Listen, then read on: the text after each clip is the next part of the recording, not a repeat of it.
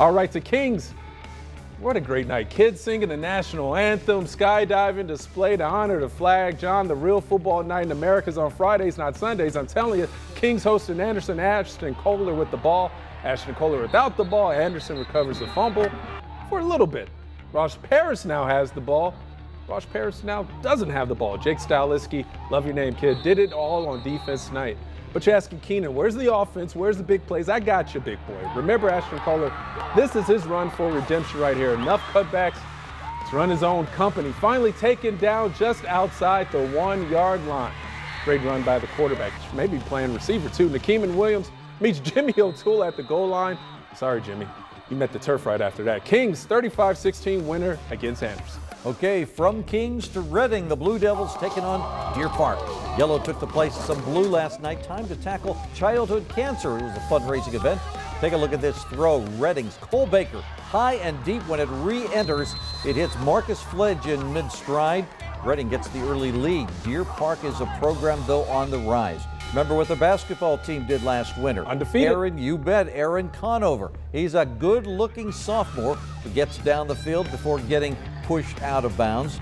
Reading at times appeared to be the stronger team. Check out the way Keontae Sands is able to stop on a dime right here and miss. He makes it the distance here, but Deer Park roars back in this one. Deer Park goes 4-0 with a 43-39 victory. The Park, undefeated town now. Love it. Let the music play on, because the game sure didn't. Play on. Between Mariemont and Mercy Rule right now called in the third game. Wally Rennie hits it, Max TP on the slant, almost a slant and go right there. Rennie then takes it in himself for the score. It's a good thing that Finneytown, Tanya O'Rourke, she was out of here early last night. She didn't have to see the final of this one. Her Wildcats lose 42-14. Warriors now 4-0 on the season. Okay, how about a jog over into southeastern Indiana? Batesville and East Central scoreless early in St. Leon. All bunched up on a 4th and 1. Alex Maxwell of the Trojans turns that into a 49-yard touchdown run.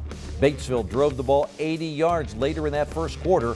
When East Central came hard with a rush, Trey Highlands evaded one tackler and turned the corner 18 yards for the touchdown, but East Central answered back repeatedly. Alex Maxwell throws it up. Trevor Becker makes a pretty adjustment. East Central wins big Friday night 55-9. All right, down to Lexington. 4-0 Lex Cath hosting 3-1 Highlands. Knights lost to the Bluebirds 4 times in the playoffs from 2011-2014, but took last year's regular season matchup. Philip Alumva fights for 6. The Birds, though, would respond. Joe Booten is going to have a strong run of his own. I like saying Joe Booten for some reason. It's a fun name to say. Doesn't boot the score there. Highlands, though, looking for more. The fumble. Knights recover the rock. The drive turns into points with the field goal. Highlands scores 27 unanswered. I think it's safe to say Highlands is officially back. 44-27 win. They're now 4-1 on the year. Okay, and out-of-town coverage heading down to Lexington. Moeller against Lexington Lafayette. Ishmael Stadium, and the Crusaders get on the board with an early safety. The Generals of Lafayette trying to get something going, but this one gets fumbled, and that'll mess up any kind of drive. They couldn't afford much of that because Moeller was coming at him. Christopher Watkins, 15 yards out, almost untouched. Moeller gained 326 yards. Lafayette gained -2. Moeller wins it 39-0. You'll win a lot of games if you hold a team to -2 yards. Still like on Jeopardy. You don't even get to play in the final round then if you have that.